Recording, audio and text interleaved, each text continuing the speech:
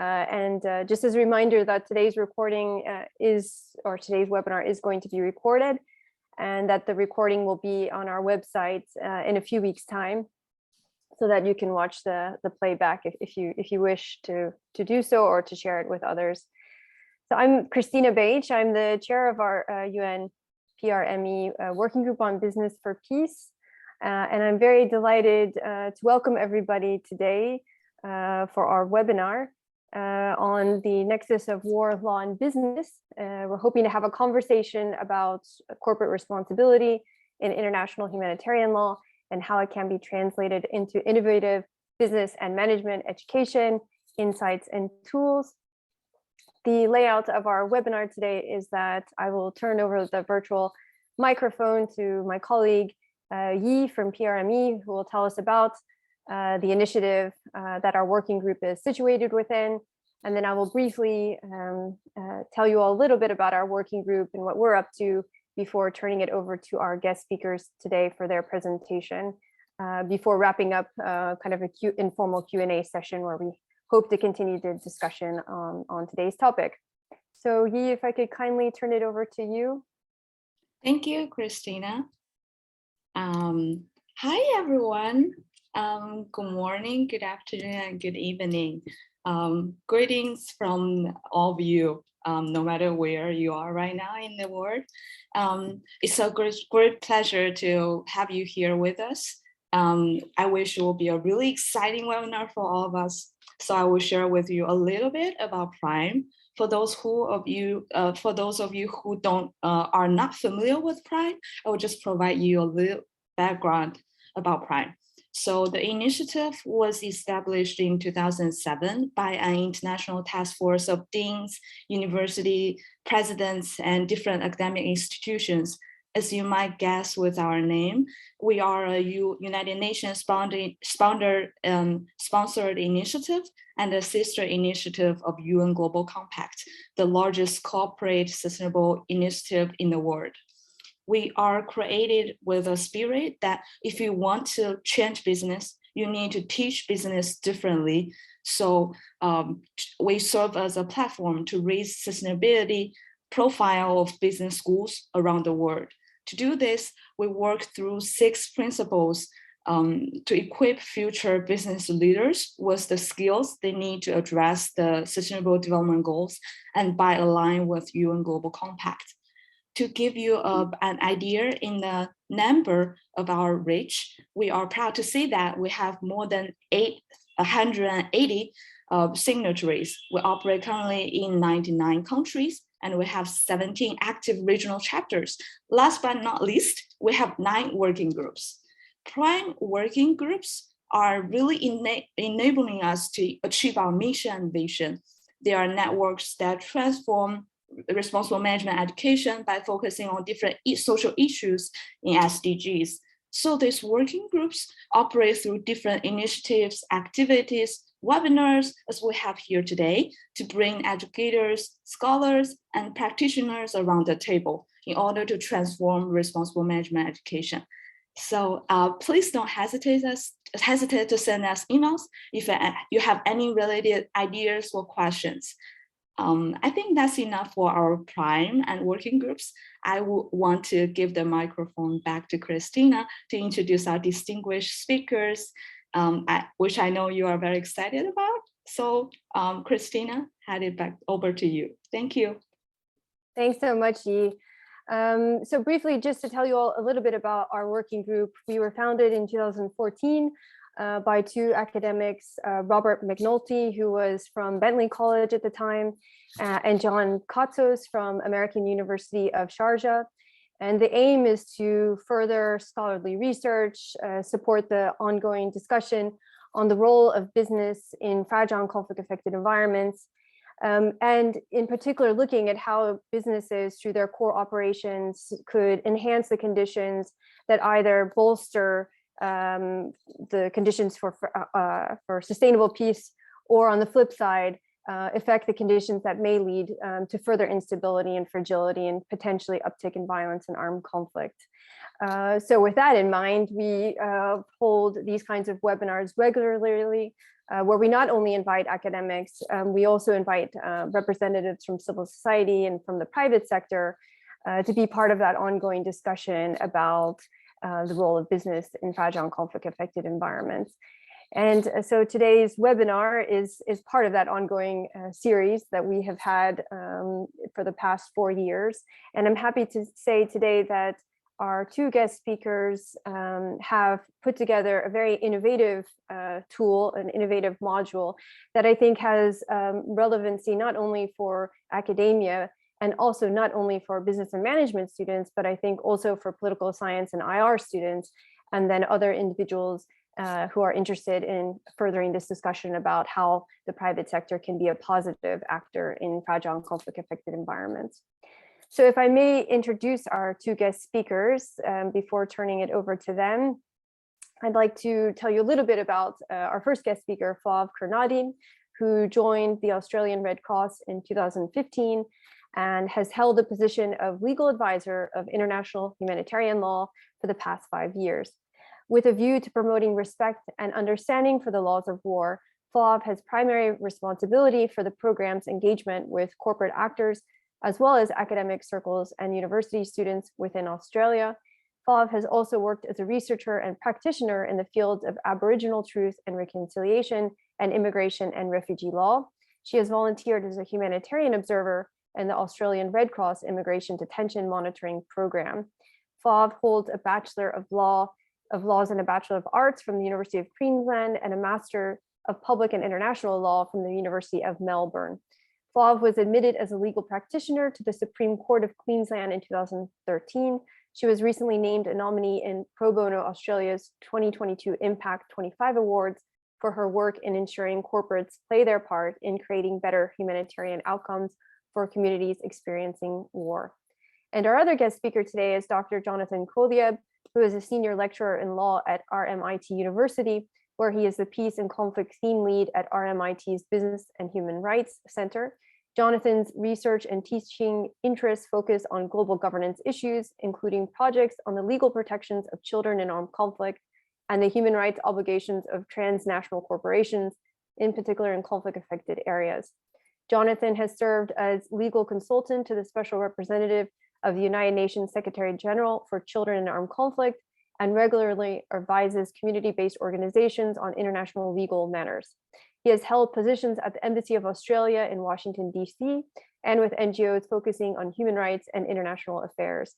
Jonathan's work has been published in academic journals, such as Australian Journal of Human Rights and American University International Law Review, and in mainstream outlets such as Foreign Policy and the Washington Post. And then lastly, if I could just tell you a little bit about his educational background, Jonathan holds degrees from the University of Melbourne, Monash University, and the University of California, Berkeley. He is recipient of a Rotary World Peace Fellowship and has been a visiting fellow at the Australian National and George Washington Universities. So with all of that, I'd like to kindly turn it over to Jonathan and Fauve. Thank you so much for your time. And really, again, congratulations for all of the effort that you put into creating the module. And for anyone who hasn't actually gone through it, I highly suggest you take some time to do so. I greatly enjoyed it and think it was actually a very enjoyable kind of exercise to do. So Jonathan and Fauve, if I could turn it over to you. Thank you very much, Christina. Very generous introduction. I believe, Fauve, you'll manage our slides for the two of us, so we'll see if we can manage the tech. My name is Jonathan. Again, Christina, thank you very much for those lengthy introductions. The most important part of the story is that I and Fauve have been working together on this sort of portfolio now for a few years.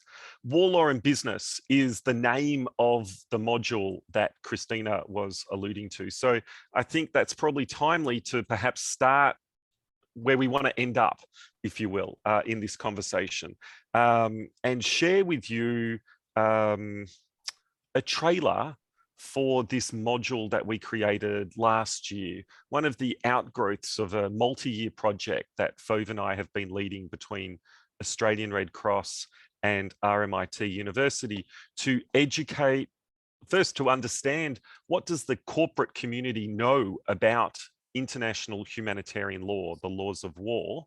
And when we identify gaps, and spoiler alert, we identified a fair few gaps in knowledge amongst the corporate community of international humanitarian law.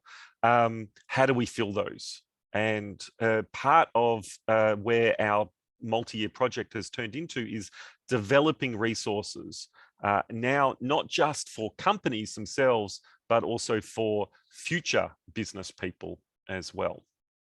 So let's start, as I said, with a little 1 minute 30, if you will, Hollywood trailer for this module that we've created. Take on the role of CEO of a multinational company in this interactive scenario brought to you by Australian Red Cross and RMIT University. The increasing number of conflicts around the world and the expansion of global markets and supply chains into these complex environments has created a real and present concern for the private sector. When a crisis occurs, a company needs to be prepared to make effective decisions under pressure. In places experiencing armed conflict and war, companies have a responsibility to ensure they understand and uphold the fundamental laws of war. This short course is designed to prepare future business leaders to tackle the unique challenges that arise under international humanitarian law in conflict zones. We start our bulletin with breaking news. Is it more than a human rights violation? Somebody started shooting. We don't know if it was the BAF or our private security. In this interactive experience, you will be confronted with challenging questions that could impact the fate of your business, your staff, and the local community. You'll gain access to tools and frameworks that can help shape corporate policy and practice, and you'll learn from experts, consult with a team, and discover how international humanitarian law can help you navigate a crisis. Prepare yourself to be the leader the business world needs. It's up to you, CEO. That was where we'll end up, hopefully at the end of our conversation. But before I go any further, I did want to kick off our formal remarks, if you will, by acknowledging on behalf of Fauve and myself that I am joining from Melbourne, Australia, where it's just ticked over 11 p.m. by the by. And in particular, wanted to acknowledge and respectfully acknowledge the Bunurong people of the Kulin Nation, on whose unceded land I am zooming in from and on whose lands I live and work. My colleague Fauve, who's joining us from Hobart, Tasmania, the lands of the Muwinina people. We acknowledge their elders, past, present, and future. And we also just wanted to take the moment to honour the thousands of years of knowledge and learning that these Indigenous Australian peoples have accumulated through the generations and continue to share with us to this day. War, law, and business is fits prime UN PRME like a hand to a glove, if I may. We're very excited by this opportunity to share war, law, and business and our larger work around responsible business in conflict zones with you all. So thank you to Yi and to Christina for the invitation as well. We believe that a responsible business that wants to do business in a conflict affected area needs to know human rights, but that is insufficient. They also need to be aware of international humanitarian law. And that is really the niche objective of the multi-year project that Fauve and I have been leading. Whilst business and human rights is a very large and popular discourse now amongst United Nations Global Compact, PRME, and amongst the C-suite, business and IHL, well, IHL, international humanitarian law, barely gets a look in. So that is the large problem, if I may set it out like that we have come to address. This is a product, the module War, Law and Business is an educational module that we developed late last year, and we'll talk more about it at the end. But essentially it is us realizing that, that if we are going to have change in the C-suite, we can't just look at the current occupants of corporate law firms and corporate boardrooms, but also the next generation. So I think very much aligns with the PRME mission of focusing on embedding responsible business education into the curricula of business schools around the world. If I, again, may put a fine point on it before we move on, not just responsible business education, not just ethical business education, not just CSR education, not just human rights education, but in this particular context, when it comes to business operating in conflict affected areas, it is also IHL, international humanitarian law, that we need to be educating our future business leaders about. So if I may just jump a few slides and just signpost where we're going to head. We've already shown you the teaser. We'll talk a little bit more about where did this partnership come from between Australian Red Cross and RMIT, and then we'll sort of get into the substance of what is this that we're talking about, the relevance of international humanitarian law to businesses today. So a little brief recap of what is this all about, the laws of war, IHL. Where does it fit within the business and human rights movement? Why is it relevant to businesses? And then we'll again circle back around to talk about the resources that we've developed. So not just the academic outputs and all the rest and advocacy points that we have done, but we've developed some practical resources that we would love to share with you and get your feedback on. So that's sort of the map for the next few minutes, if that meets to your approval. Without further ado, I will pass it over to my colleague Fauve to take it from there.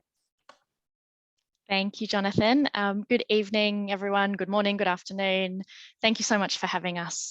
It's a real pleasure for us to be here talking to you all today. For some who are familiar with the Red Cross, Red Crescent movement, it might make sense as to why we speak about international humanitarian law, for others not so much. So to go just slightly back to basics and explain why we're involved in this project at all. So the International Red Cross Red Crescent movement, or the movement, holds a really important and unique position in international law. We're a national society, so Australian Red Cross is one of over 190 national Red Cross and Red Crescent societies around the world. And one of our many responsibilities is to ensure that international humanitarian law is understood and respected in times of war and in times of peace.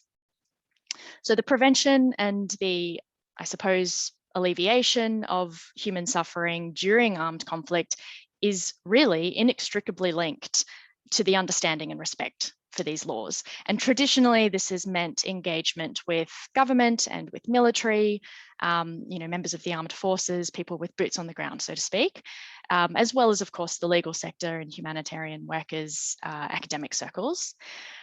But corporate actors, and in particular in our context, corporate Australia, really wasn't very often or at all included in these dissemination efforts and education efforts. But that's certainly changed in the last 4+ years.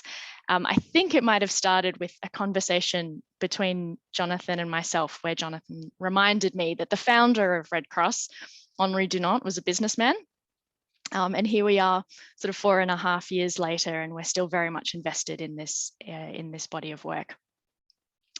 So as Jonathan mentioned, we really, in terms of how the Australian Red Cross and RMIT University relationship formed and developed, we really set out in early days to just understand, or to, I suppose, gauge the extent to which international humanitarian law was understood, if at all, and integrated by the Australian private sector. And this was part of quite an extensive 12-month consultation period that we undertook. Perhaps unsurprisingly, what we found was that IHL was very rarely adopted or even understood in Australian corporate circles. And in many cases, it was actually confused with or ignored or replaced by international humanitarian law, by human rights law. So we tried to use these findings, I suppose, as a bit of a basis for developing a means for improving corporate awareness and corporate application of IHL.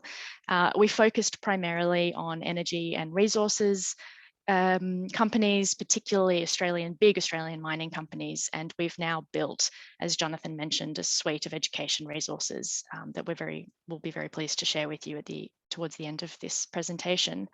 So we have, as Australian Red Cross, have been very fortunate to have Jonathan's expertise and experience involved in this project, not only as a collaborator, but also as an expert volunteer member of one of our IHL advisory committees at Australian Red Cross. So excuse me if I go back to basics just a little bit, but in terms of just setting a baseline of what we're talking about here, we're dealing with international humanitarian law. It's also known as the law of armed conflict or the laws of war, but we'll largely refer to it as IHL. And this is really the specialist body of law that regulates situations of armed conflict. And at the very core, at the very heart of IHL is the aim to limit suffering in times of war. And it does this by doing two sort of core things. Firstly, by enshrining protections for persons that are no longer or are not participating in hostilities in the fighting. So your civilians, wounded soldiers, prisoners of war. But it also does this by regulating and prohibiting the means and methods of war. So particularly the types of weapons that are used or military tactics that are used. Importantly for this discussion, IHL is not the same as human rights law. The two bodies of law are certainly complementary. They both strive to protect the lives and dignity of individuals, but they're distinct bodies of law. It's important to remember that in situations of armed conflict, additional legal obligations arise under international humanitarian law, adding to, and sometimes in certain circumstances replacing, the rules and principles that apply under human rights law. So as this sort of specialist body of law that governs behaviour in armed conflict, it's therefore intrinsically relevant to any actor whose operations or whose presence is linked to these particular environments, be it government, military, or private sector, and something that these actors should be aware of when operating in these spaces. So I don't think this audience needs, any explanation as to the relevance of these sorts of issues to businesses, but it's certainly increasingly common for companies and their supply chains and customers to be present in conflict-affected areas. Unlike human rights obligations, which bind states and which businesses adopt or enter into voluntarily, IHL is already binding on any individuals whose activities are closely linked to an armed conflict. This notion of closely linked is deserving of another hour's worth of webinar, and we won't dive into the intricacies of how to unpack that. It's not defined, but there are serious implications beyond the courtroom, which is generally the first one that comes to mind, for businesses if their activities are found to be closely linked and they fail to act, I suppose, in accordance with IHL. So just a couple of these examples. We're talking about things like targeted attacks against company personnel and property, harm to the civilian population, of course, the exacerbation of armed conflict, reputational damage, whether it's publicly or with local civilian populations or authorities, loss of profit, company value or shareholder confidence, and then of course, criminal and civil liability. So these heightened risks which businesses face in conflict-affected regions is increasingly being recognised at the global level, as Jonathan mentioned a little earlier, most notably by the UN Working Group on Business and Human Rights, who presented a report to the General Assembly in 2020 on the need for further action from states and businesses in these contexts. And this actually included a call to businesses, or for businesses, I should say, to allocate resources and attention to IHL related risks. But of course, we're not just talking about risk to business, where we couch it in some of those terms, but we're really talking about risks to civilian populations, livelihoods, lives. It's certainly well documented that the worst forms of business-related human rights abuse tends to happen in conflict-affected regions. So, this sort of increased risk is really at the heart of what we're concerned about. And all of this has really led to, again, something that's not new to this audience, recent shifts towards calls for enhanced or heightened human rights due diligence. And this is, particularly relevant in conflict affected, but we would argue also conflict prone, pre-conflict type environments. Yet, as Jonathan shared with you already, IHL considerations are really very rarely embedded in due diligence guidance materials or in, corporate ESG screening requirements or public corporate policies and practices and statements or other regulatory frameworks. And certainly not in any substantive way that really sheds light on what it actually means to undertake due diligence in an IHL compliant and conflict sensitive way.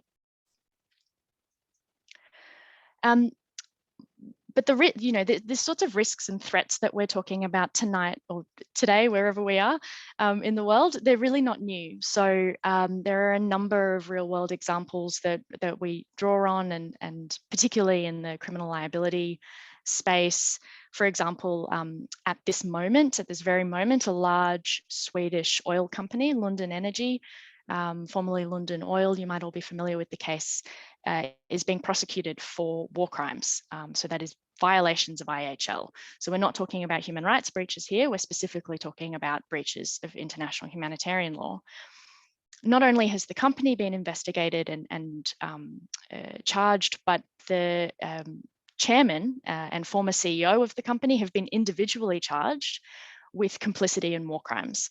So this is part of their alleged efforts to secure oil operations in Sudan between 1999 and 2003. It's estimated that over 12,000 people died as a result of the Sudanese regime's actions at the time, and more than 160,000 people were displaced in the, from the area that in question, which was the site of Lundin's operations. But there are other examples that can be drawn on as well throughout history. So Frans van Anrut, for instance, a Dutch businessman who was found guilty of complicity in war crimes back in 2005 for crimes committed during the Saddam Hussein regime in Iraq.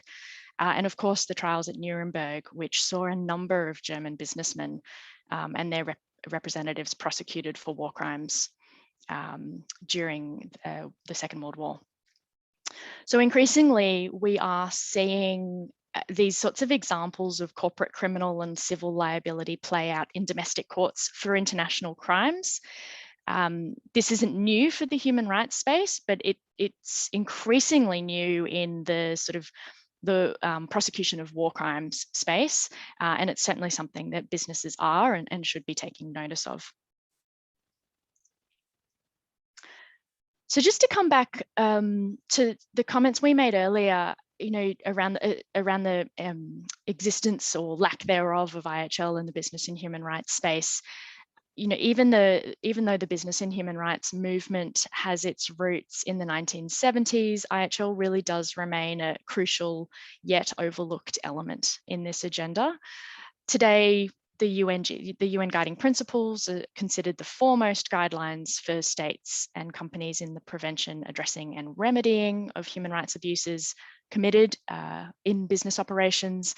And certainly this addresses essential and important concerns. So modern slavery, unhealthy and unsafe working conditions, discrimination in the workplace, these are all and should be prominent aspects of the dialogue. But our argument is that embracing international human rights law is not the same as ensuring responsible business practices under IHL in armed conflict. So many of the business and human rights developments and dialogues over the years have actually happened, we would argue, without genuine consideration or application of IHL. There are, of course, a number of major global multi-stakeholder business and human rights initiatives that do make some reference, explicit or otherwise, to IHL or armed conflict. Take, for example, the UN Guiding Principles. The commentary to Guiding Principle 12 talks about the need for business enterprises to respect the standards of IHL in situations of armed conflict. And the OECD guidelines has a very similar reference in its commentary on human rights. The voluntary principles on security and human rights often mentions IHL explicitly, particularly or given the context of the voluntary principles in terms of managing and regulating security forces. And this includes an explicit call on companies to facilitate training in not just human rights, but also IHL. But this tends to be, in our experience and through our studies, this tends to be where the IHL guidance stops. So even if and when IHL is mentioned explicitly, there's really no further analysis or guidance that's provided in the interpretive materials about what it actually means to integrate IHL into a business's policies and practices.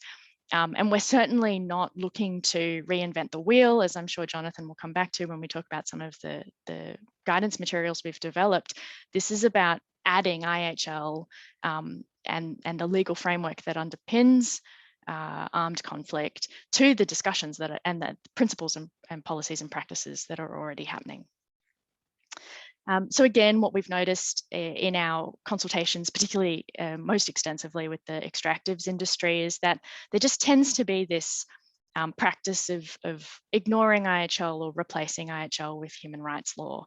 And training is probably one of the key areas that we've noticed this. So security personnel training, for instance, including security training in conflict situations, just doesn't discuss international humanitarian law in any great detail, if at all. So just in terms of how IHL actually applies to business, just very, very quickly, when a conflict breaks out, there is much more for a business to think about than its adverse human rights impacts. And I just thought I'd mention 4 kind of umbrella categories this evening.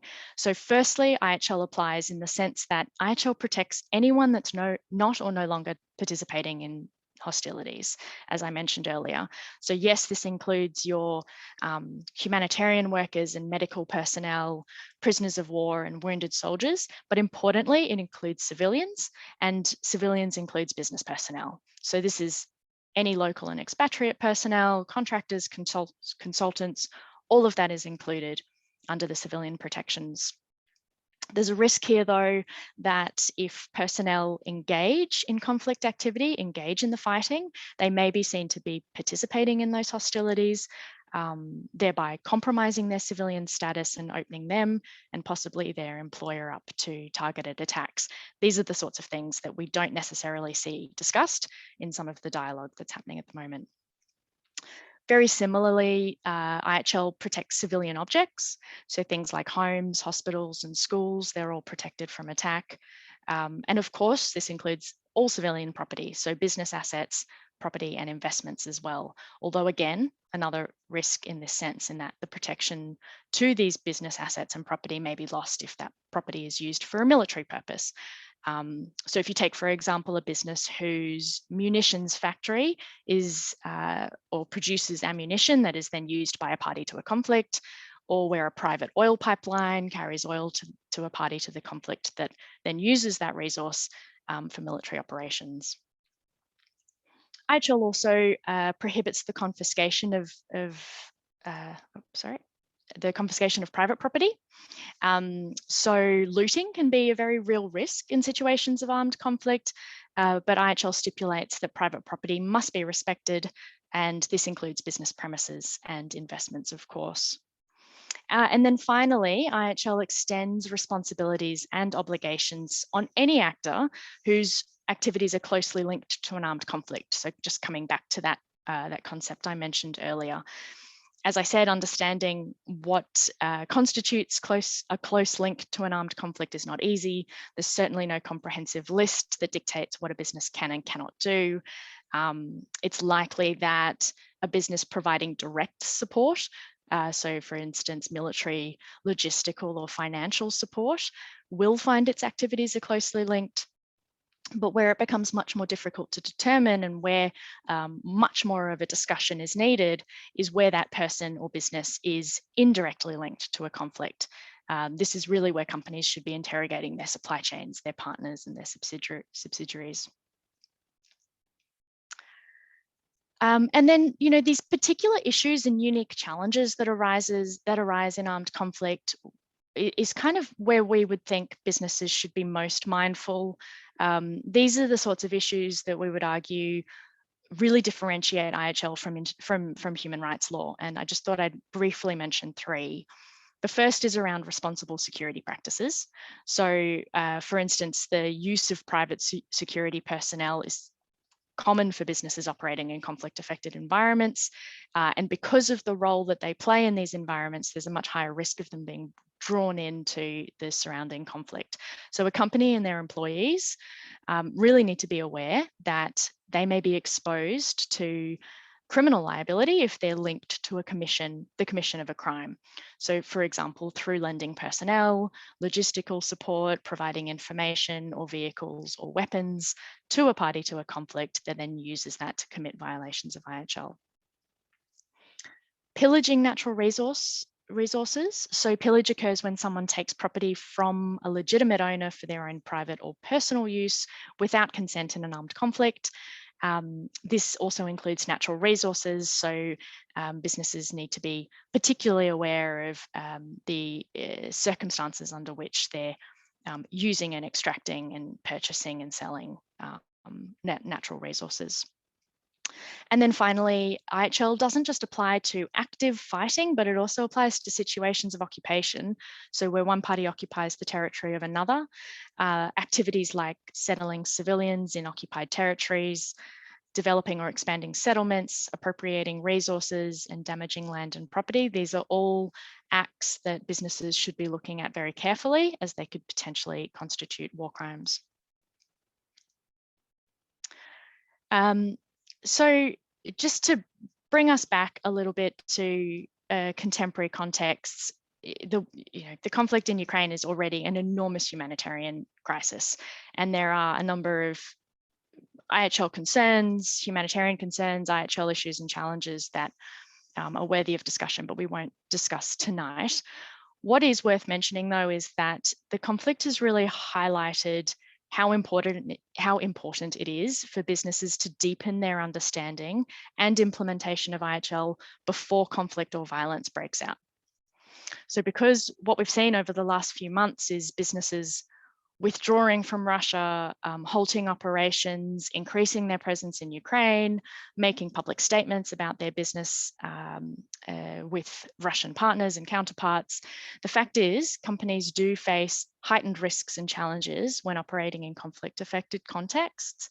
And the impact of this in the context of the conflict in Ukraine is really very quickly materializing. Some of the risk in these situations could look like, or in this situation, I should say, could look like the provision of weapons, military equipment or uniforms to Russian forces, providing tech support and surveillance, particularly in the event of cyber warfare, purchasing natural resources from occupying powers, or possibly paying armed groups a bribe to continue business in a certain region. These are the sorts of things that we know businesses around the world are grappling with at the moment in this particular context, and they are being called on, companies are being called on to take a much more conflict-sensitive approach and to conduct heightened human rights due diligence in this context.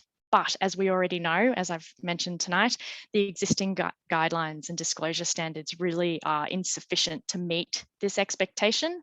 And this is where we hope some of the resources that we've produced in the last couple of years might start a conversation and start to fill the gap that we see in this space at the moment. So with that said, and with some of the perhaps some of the drier IHL out of the way, I'll pass over to Jonathan to talk a bit about some of those resources now.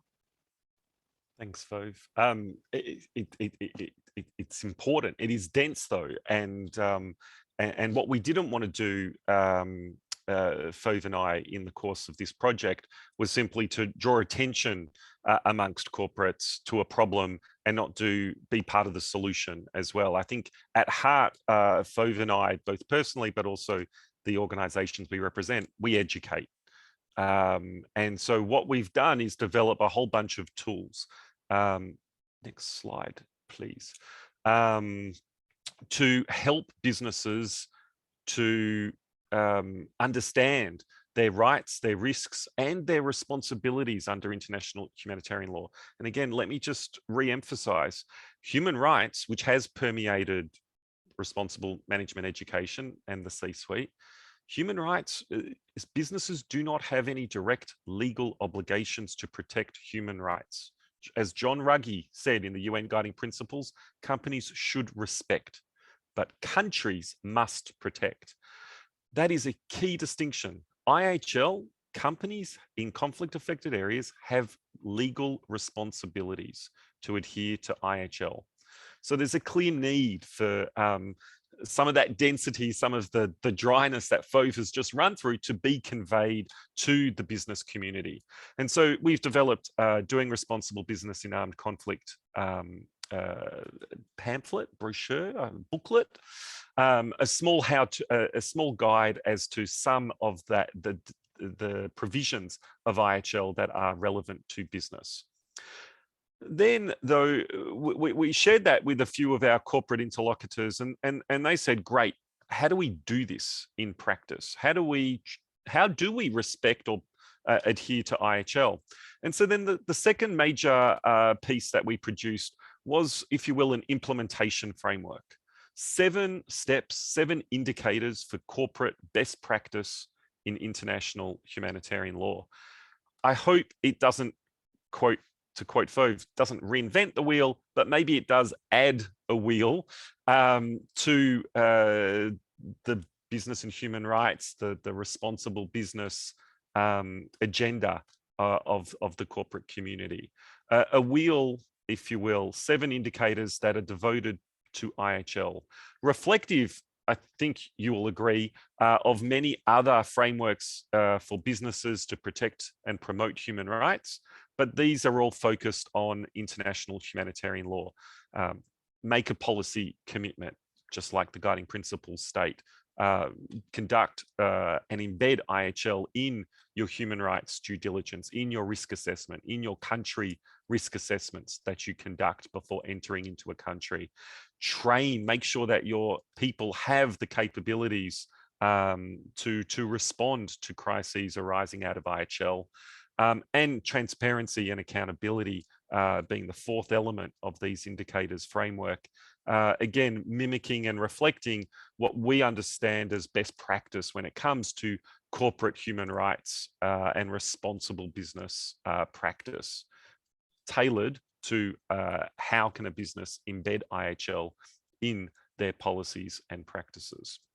So there are those. And then, though, when we come to the education side of things, which I think, again, for a prime audience, I think we wanted to just dwell a little bit further on.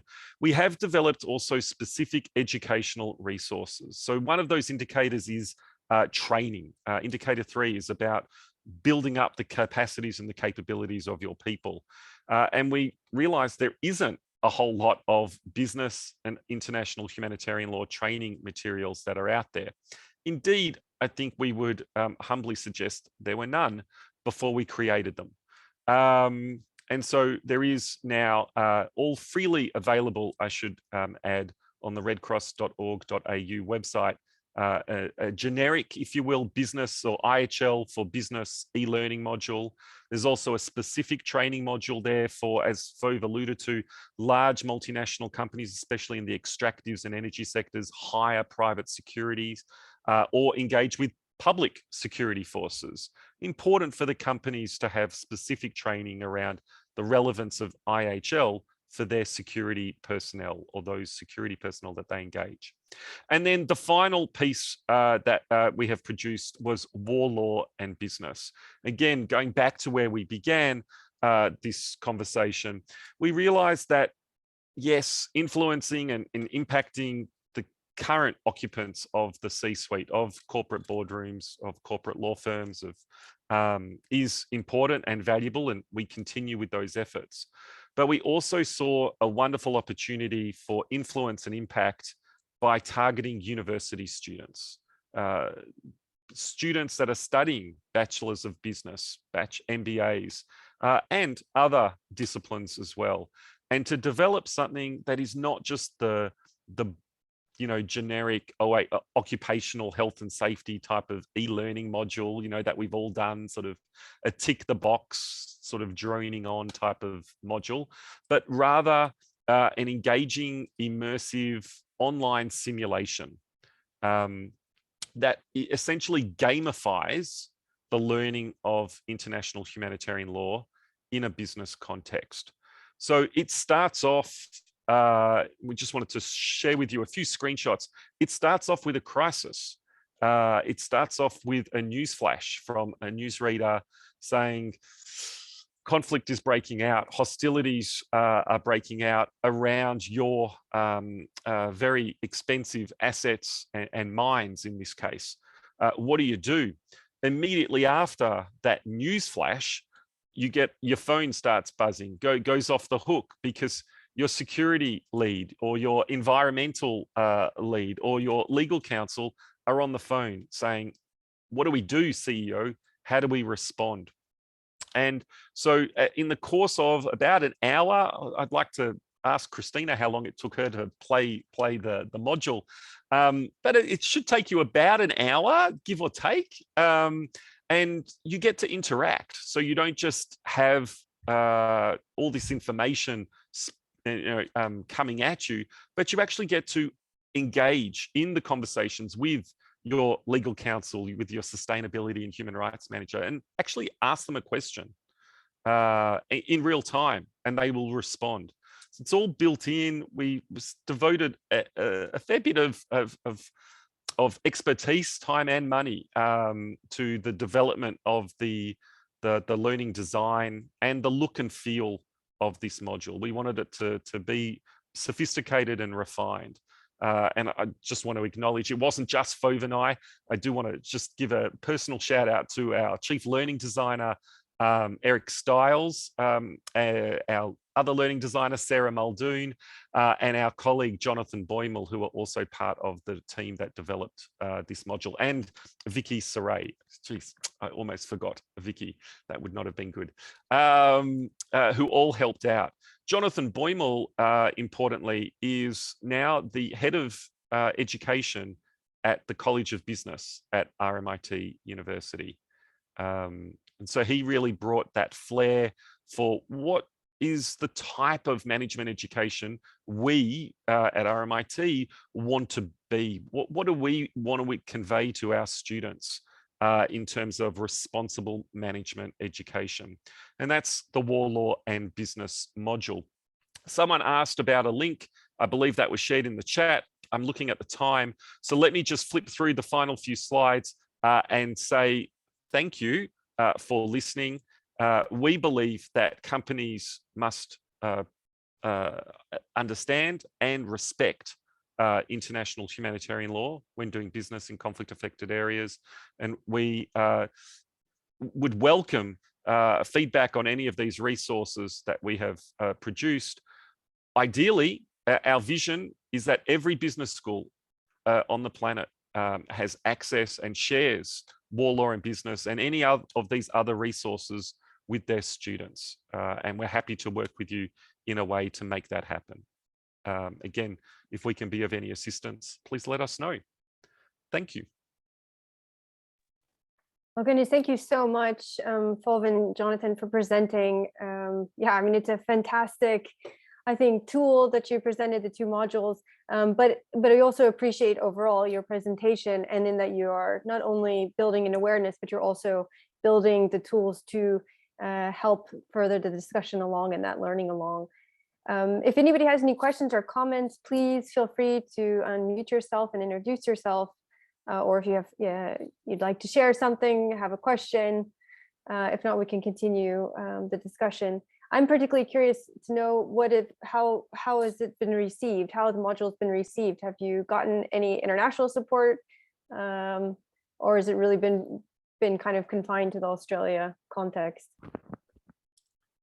So, well, yeah, Fauve, you kick off. Sorry. Maybe I'll just mention that it's been shared really widely through the Red Cross, Red Crescent family network. So we've shared it with all of our legal advisor counterparts across most of the world, I think. And it's starting to be shared by some of the national societies I've spoken to, starting to be shared with their own business students and private sector engagements as well, which is really exciting. But perhaps Jonathan can speak a bit more about how it's being received locally by students. Yeah, we're really bad at tracking people. So please, if you are using any of our resources, if you could just drop us a line, no royalties or anything, it would be great though to sort of for us to better keep tabs on who is using what and why. And if we can be of any further assistance. So we've, in terms of war, law and business, really proud to say that RMIT, again, my university, we now have a compulsory business and human rights course. It's the first law degree in Australia which has a compulsory business and human rights course. That's also offered to business students. So we have across two disciplines in the one classroom, and it's compulsory for all Bachelor of Business Social Impact major students as well. So we're educating future business leaders about business and human rights issues, including business and IHL, by the hundreds now every semester, which is exciting. We've embedded the module in that course. And I have to say that they all played it last week only for the very first time in a course setting. And so I'm slowly receiving feedback. So far, so good. It's been positive. There is an anonymous survey at the end of the module. And hopefully we'll be able to get some more unvarnished, if you will, feedback from people, students and others that have played it. Can also tell you that a major Australian law firm, or actually two of them, have actually shared this internally with their employees. So whilst it's intended, when we designed it for university students, as Christine said, I think there is currency and relevance for not just other discipline students, but even professionals as well. That's great. I think we have one question from Tal. If you'd like to unmute yourself, you're more than welcome to ask your question directly. Oh, yeah. So, my question relating from the European Journal of International Law. Read the article self-sanctioning Russia related the article back to Fauve shall withdraw the occupation in Russia. So I find the argument really interesting. Is really attention about whether the Shell, Coca-Cola, KPMG has withdrawn their decouple the practice from the Russia-linked practice. Really reflect the broader trend or the business like surrounding social responsibility, environmental, political, and like the public safety or public perception. In other words, whether do you think it is just over compliance with the sanction regime, or they reflect UN guiding principle of the ethical initiative? Yeah, this is my question. So, thank you.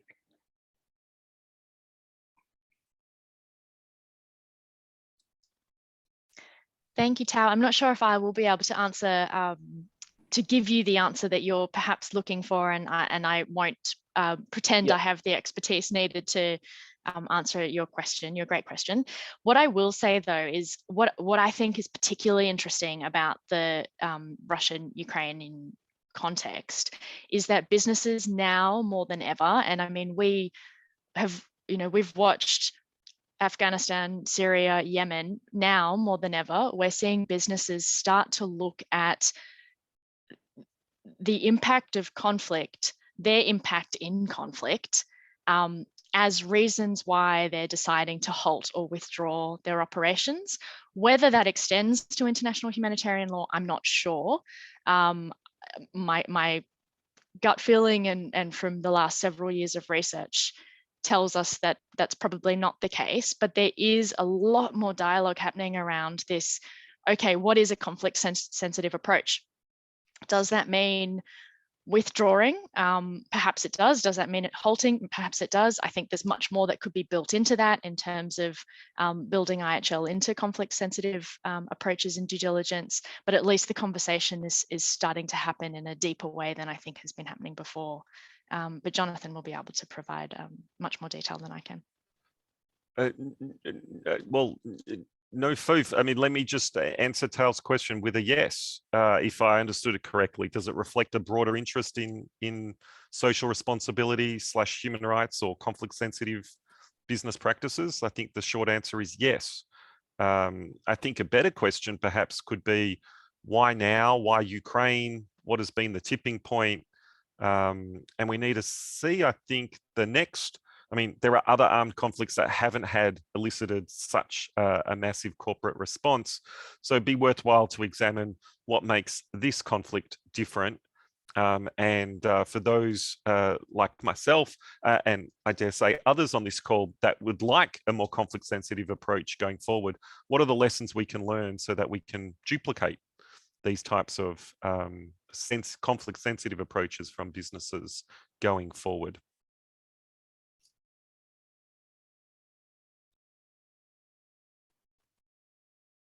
Yeah, I think given the time, maybe Fauve and Jonathan, if you just could share a few points to wrap up. Yeah, I think Semra Hoja has maybe last question, comment. Maybe if you could make it very brief. Yeah, okay, thank you. Well, as a country who is hosting large number of refugees, mainly from Syria, one of the solutions, major solutions we introduced was refugee incubators. So this was vocational integration, which enhanced inclusiveness of refugees, and everyone has right to be employed, and without employment, you cannot assure some other basic rights. So this can be a very good solution everywhere. We have, as far as I know, 3 such incubators. They are established by chambers of commerce, industry, so it's not business organizations alone, but associations of business, which is more powerful to support such infrastructure. So that's a good solution. And I think in Europe, there are other examples of refugee incubators. Thank you. Thanks, Semra. I think that's such a terrific point as well. We often talk about the negative impacts that business has, and I know you're talking about, you know, it's much broader than this, but we often talk about the negative impact that business has or potentially has in conflict zones.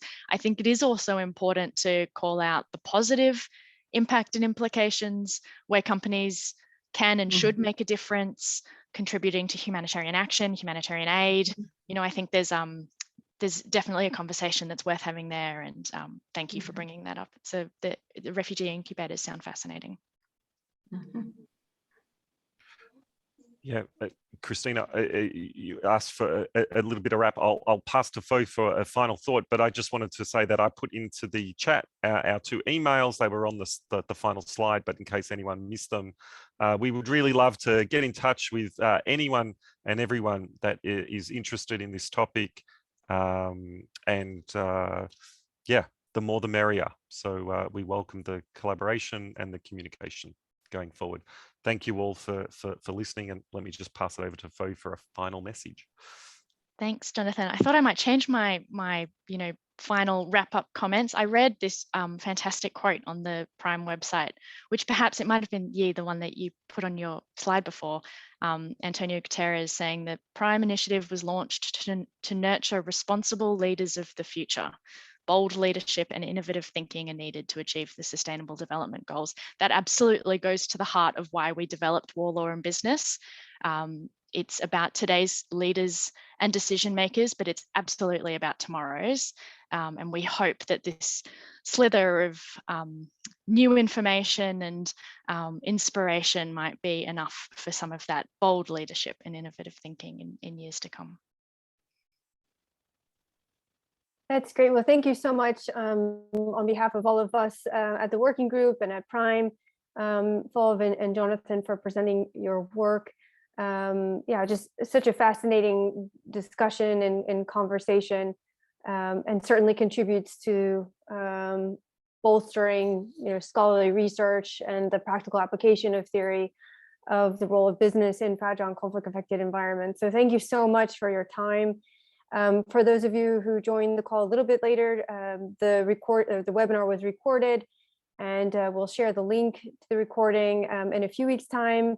We'll have it on our website so you can play it back, or if you'd like to share it with colleagues who weren't able to join today. And of course, if you have topics that you feel like we ought to consider focusing on for future webinars, please do get in touch with us so we can have a chat about that. And it looks like our next webinar will be in about a month, and it'll focus on the work or the nexus of business, war, and climate.